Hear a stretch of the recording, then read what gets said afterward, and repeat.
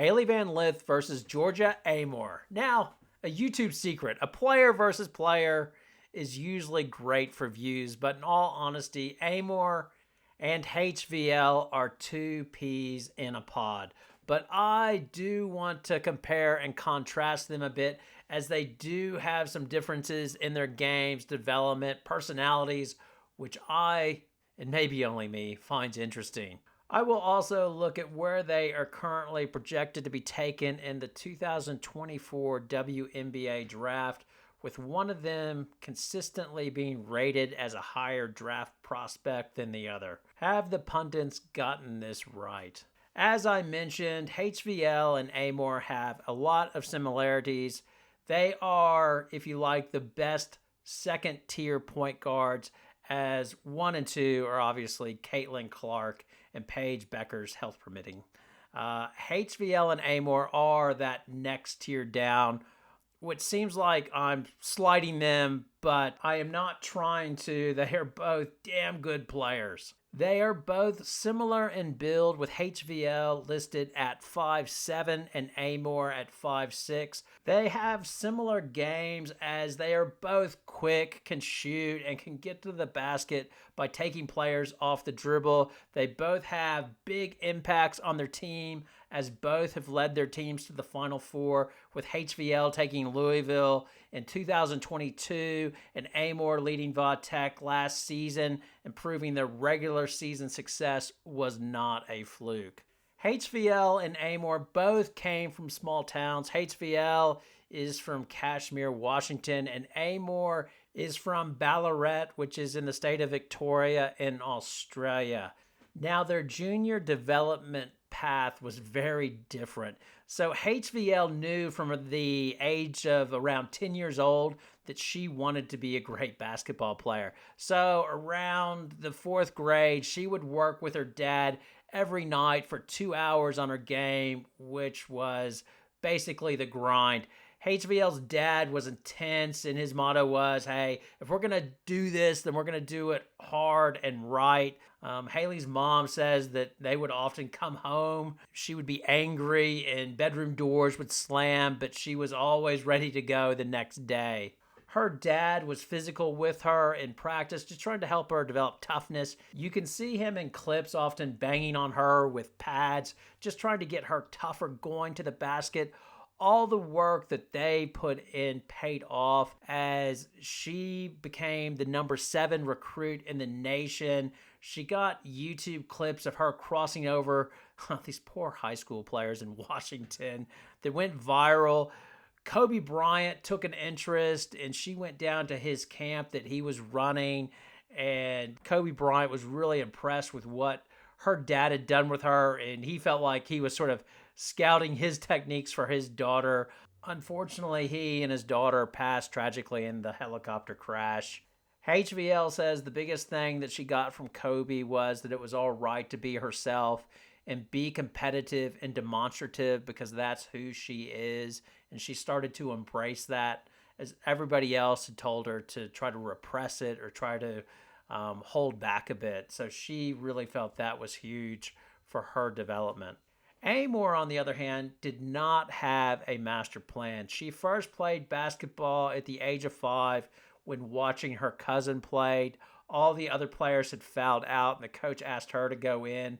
Amore played all the sports her dad played, which included Australian rules football, cricket, netball, and basketball. She credits Aussie rules with helping her develop toughness, and she talked about getting knocked down and sort of learning the difference between pain and injury, and if you can keep on playing. I think you can see some of this when they were playing Ohio State, and she just got taken out on a pick by Walker and went down. You can tell she was a little bit woozy. I don't know if this is right with concussion protocol and everything else, but they helped her off the court. She was okay and was desperate to get back in, and Brooks let her back in because Ohio State was starting to get on top of them with the press. So she is tough, which has been developed from football. Her mom said that they were quietly thinking that she was going to play Aussie rules football, as that was the sport her dad played, and you can get away with that if you're a bit shorter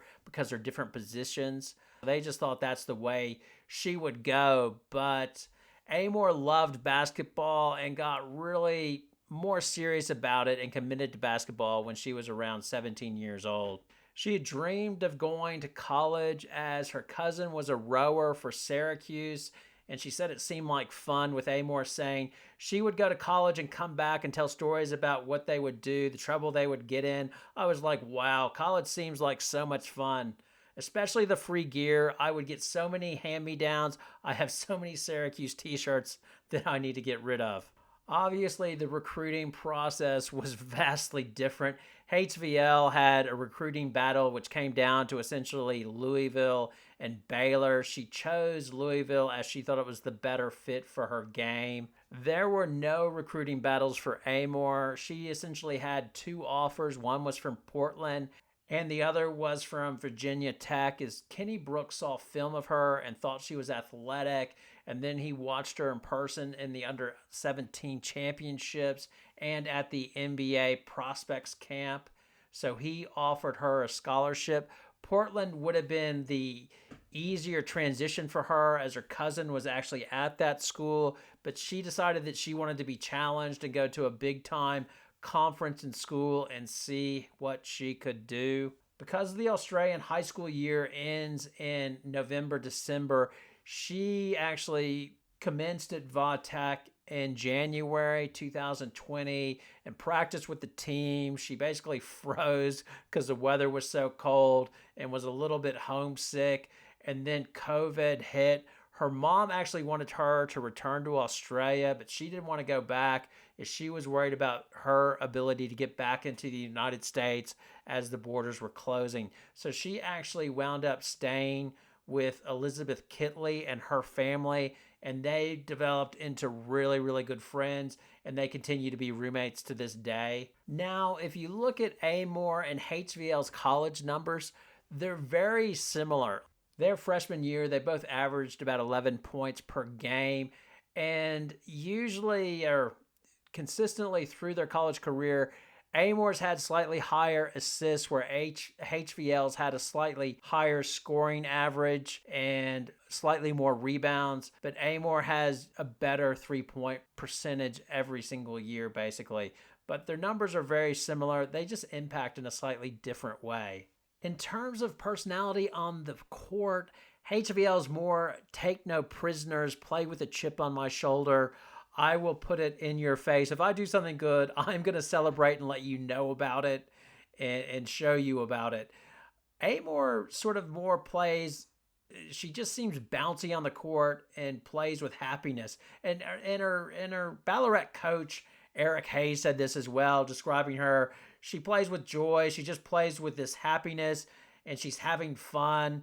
And to be honest, I like both of their playing styles. Like, I liked it when HVL got into it with the Miami player, but at the same time, you can't help but like Amore just the way, I agree with Eric Hayes, her former coach. She just seems happy to be there and just enjoying being on the big stage and grateful for it.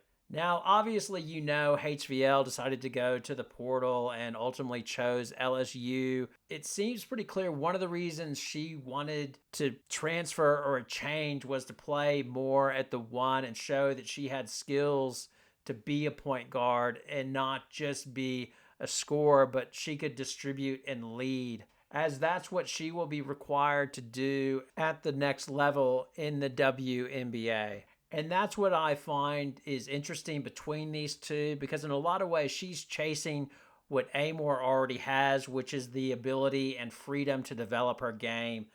As Amore was sort of the opposite. She came to Va-Tech as a point guard, saying about the position, I love being a point guard. It's just a whole another level of responsibility and focus and engagement. You have to know how every single person responds to you and how you have to approach them, and you have to know how the coach is thinking, and you have to be on the same page with him. But the good thing with Va-Tech and Kenny Brooks was they've sort of pushed her to develop the other side of her game.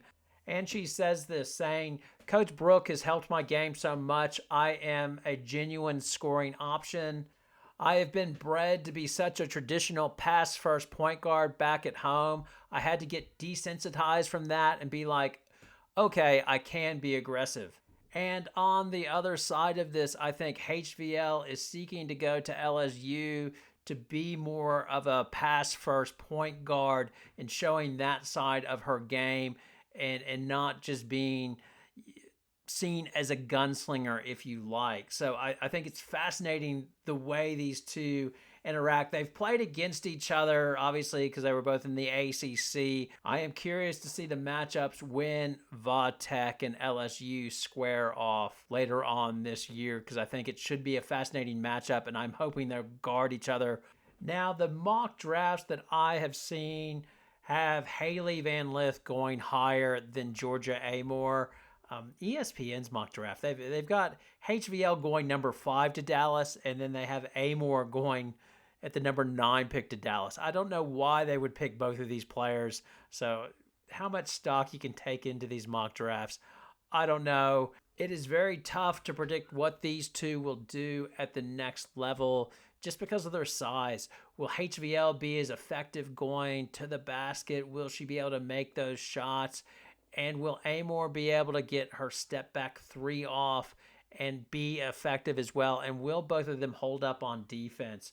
If I was going to draft between the two of these, I would probably take Amore higher. That's just my opinion, as it's a weak spot for me.